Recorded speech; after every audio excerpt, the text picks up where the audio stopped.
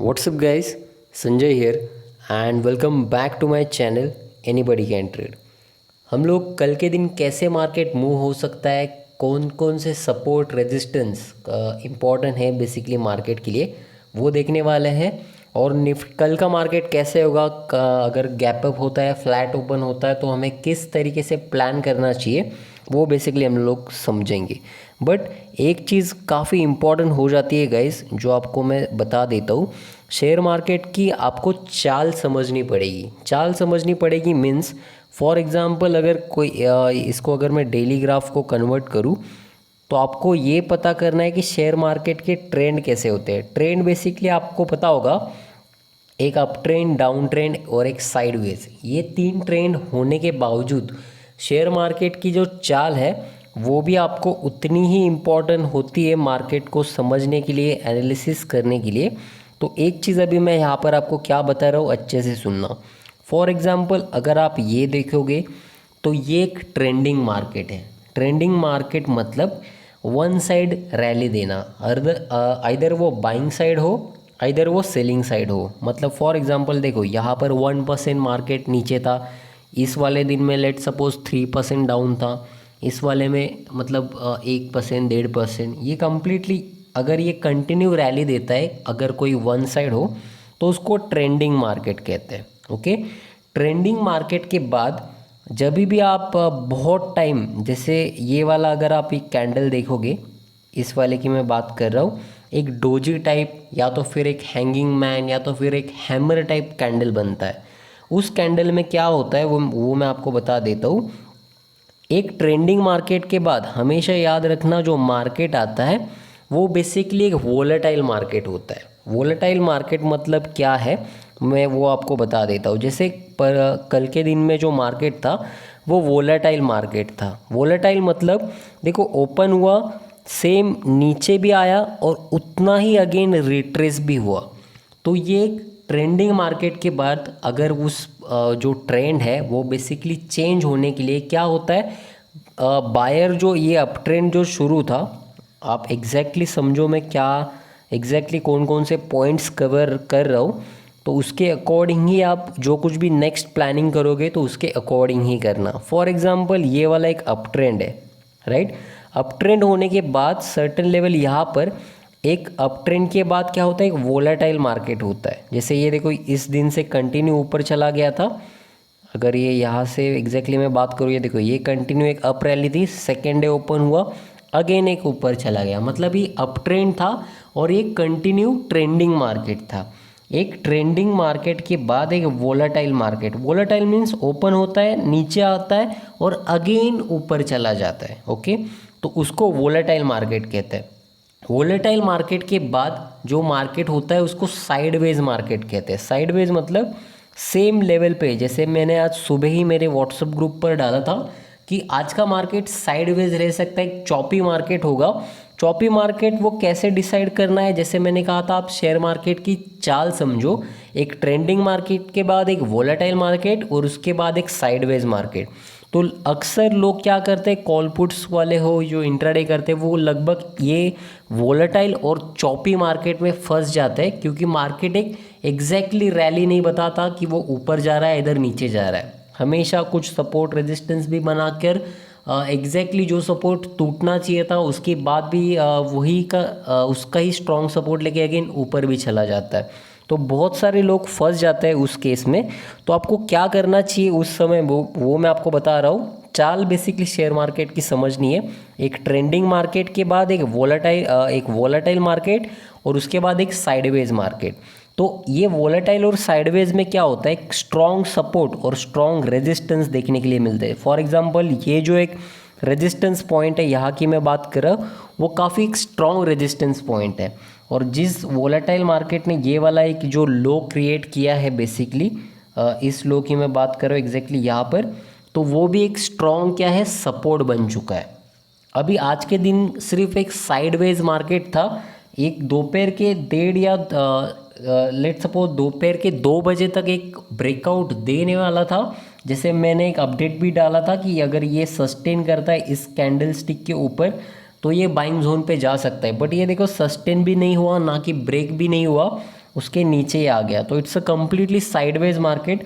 अभी कल के दिन में कौन कौन से लेवल एक इम्पॉर्टेंट हो सकते हैं निफ्टी के लिए, वो हम लोग देख लेते हैं। मार्केट का एक आपने साइकिल समझ लिया, अब क्या नेक्स्ट मूव हो सकता है वो देखो। अगर कल के दिन में 3 चांसेस होते हैं बेसिकली, पहला गैप अप होना, दूसरा गैप डाउन होना और तीसरा फ्लैट लेवल पे ओपन होता है। मैं तीनों स्ट्रैटेजीज बता रहा हूँ आपको कैसे मार्केट वर्क होता है, उसके अकॉर्डिंग आपका ट्रेड जो है वो पंच करना। अभी फॉर एग्जांपल एक और चीज़ में जस्ट आपको एक एक्स्ट्रा नॉलेज भी दे रहा हूँ, अच्छे से सुनना क्या क्या बातें हो रही है यहाँ पर। फॉर एग्जांपल जो आफ्टर 2 o'clock के बाद जिस भी साइड मार्केट मूव करता है, फॉर एग्जांपल ये डाउन मतलब डाउन की तरफ मूव कर रहा है, तो मोस्ट प्रोबेबली नेक्स्ट डे क्या होता है, वो जो रैली है वो कंटिन्यू होती है और मोस्ट ऑफली वो गैप डाउन खुल जाता है। ओके, तो फॉर एग्जांपल ये लास्ट मोमेंट पर एक सेलिंग प्रेशर था, तो हो सकता है कल के दिन ने जो गैप डाउन है वो ओपन हो जाए। ओके, तो गैप डाउन होने के बाद आप तुरंत क्या क्या किस किस मतलब स्ट्रैटेजी से ट्रेड कर सकते हो वो मैं आपको अभी बता रहा हूँ। अगर मान लो निफ्टी गैप डाउन होता है सर, लेट सपोज हम लोग इस लेवल के नीचे शॉर्ट सेल करने वाले हैं, राइट, तो मार्केट खुलता ही उस पोजीशन पर है, तो आपको क्या करना चाहिए। जैसे मेरे ग्रुप्स में बहुत सारे मेंबर जानते हैं कि मैं 9:15 to 9:30 ट्रेड अवॉइड करता हूँ, मार्केट को सेटल होने देता हूँ। उस चीज़ में क्या होता है वो आप अच्छे से समझना। फॉर एग्जांपल यहाँ पर जिसने पुट परचेस किया होगा या इधर फ्यूचर जिनके भी साथ शॉर्ट सेल किए होंगे, उनको ओवर द नाइट क्या होता है, गैप डाउन होने की वजह से ओवर द नाइट क्या होगा, प्रॉफिट दिखेगा, राइट। एक जब भी आप एक ट्रेड पंच करते हो आपको एक एनालिसिस की तरह सोचना पड़ता है। और एक और चीज़ आपको देखनी पड़ेगी, मार्केट में 95% विदाउट नॉलेज ट्रेड कर रहे हैं और 5% ही नॉलेज के साथ ट्रेड कर रहे हैं। तो अगर ओवर द नाइट ही अगर मार्केट गैप डाउन खुलता है, तो फॉर एग्जांपल आपके पास एक पुट ऑप्शन है जो आपने 100 में खरीदा है और जैसे ही मार्केट ओपन होता है 100 का 200 ज़्यादा है, तो आप इनिशियली लेवल पे क्या करते हो, डायरेक्टली स्क्वायर ऑफ कर देते हो, प्रॉफिट बुक करना आप पसंद करते हो। तो हमेशा होता क्या है, गैप डाउन से मार्केट में एक प्रॉफिट बुकिंग जोन आ जाता है और पहला जो 5-10 मिनट की कैंडल्स है वो बेसिकली कभी कभार ग्रीन भी दिखने के लिए मिल जाता है। ओके, तो ये ग्रीन कैंडल आपको दिखने के लिए मिल सकता है अगर यहाँ पर गैप डाउन ओपन हुआ। अगर शेयर मार्केट को स्ट्रांगली नीचे जाना होगा तो पहले 15 मिनट में ही मार्केट नीचे चला जाएगा, जहाँ पर ना प्रॉफिट बुकिंग होगी ना कुछ होगी, वो चीज़ें आप ध्यान देना जो कुछ भी पॉइंट्स मैं डिस्कस कर रहा हूँ। अगर प्रॉफिट बुकिंग होती है तो वो कहाँ तक होती है बेसिकली, वो भी मैं आपको एक इम्पॉर्टेंट बात बता रहा हूँ।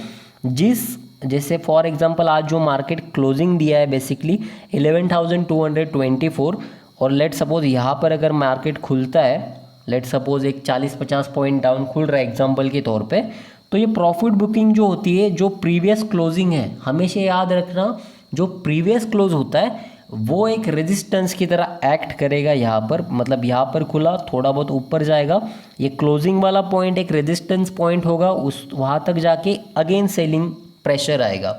तो ये लगभग आपको पहले 15 मिनट मार्केट को सेटल होके प्रॉफिट बुकिंग हो रहा है, इधर कौन से साइड रैली दे रहा है वो समझना पड़ेगा। अगर ये रैली अगेन अप साइड चली तो आप पॉजिटिव मतलब जो है कॉल्स में आप प्रेफर ज़्यादा कर सकते हो। इधर जो कुछ भी अगर आप स्टॉक्स में कुछ ट्रेड कर रहे हो तो आप बाय अपॉर्चुनिटी ज़्यादा ढूंढ सकते हो, कोई शेयर्स का सेम पैटर्न आप ढूंढ सकते हो। इधर अगर पहले कुछ प्रॉफिट बुकिंग होती है 5-10 मिनट और अगेन सेलिंग का प्रेशर आता है तो मोस्ट प्रोबेबली निफ्टी भी डाउन ट्रेंड की तरफ जाती है और बहुत सारे शेयर्स का भी, जैसे मैं जो भी एक्सप्लेन कर रहा हूँ वो सेम स्ट्रैटेजी आप सेलिंग जोन पर अप्लाई करना और वैसे ही कोई भी एक शेयर शॉर्ट सेल करने के लिए प्रेफर करना। बट एक चीज़ याद रखना, ये सेलिंग प्रेशर जैसे ये पैटर्न है वैसे ही कुछ टाइप्स के पैटर्न दिखने चाहिए, कुछ सपोर्ट रेजिस्टेंस ब्रेक होने चाहिए, तो ही आप उसमें एग्रेसिवली सेलिंग कर सकते हो। तो फॉर एग्जांपल जहाँ पर भी सेल करोगे तो इंट्राडे के कुछ अलग स्टॉप लॉस रहेंगे, कुछ स्विंग बोलोगे ये वाला स्टॉप लॉस रहेगा, इंट्राडे का उसी दिन का डे लो का या डे हाई का, अगर सेल कर रहे हो तो डे हाई का स्टॉप लॉस, बाय कर रहे हो तो डे लो का स्टॉप लॉस होता है। तो ये चीज़ें ध्यान देना।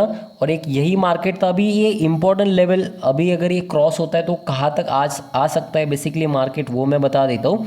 फॉर एग्जांपल ये जो गैप अप जहाँ से हुआ है, तो जैसे मैंने कहा था अगर ये सेलिंग होता है तो गैप डाउन जहाँ पर हुआ है वो रेजिस्टेंस पॉइंट हो जाता है क्लोजिंग वैल्यू, तो जहाँ से ये वाला गैप अप दिया है बेसिकली, तो अगर ये नीचे की तरफ आता है तो ये लगभग कल का मार्केट हमें देखने के लिए मिलेगा 11,050 तक मार्केट आ सकता है। तो वो वाली चीज़ें ध्यान देना। और अगर ऊपर चला जाता है, फॉर एग्जांपल पहले ही कुछ प्रॉफिट बुकिंग होता है या ओवर द नाइट चीज़ें चेंज होती है, तो अगर गैप अप भी खुलता है तो क्या होगा, गैप अप खुलता है और ये इंपॉर्टेंट लेवल अगर क्रॉस हो जाता है बेसिकली, तो जो नेक्स्ट मूव होगा वो क्या होगा और वो कैसे होगा वो मैं आपको बता देता हूँ।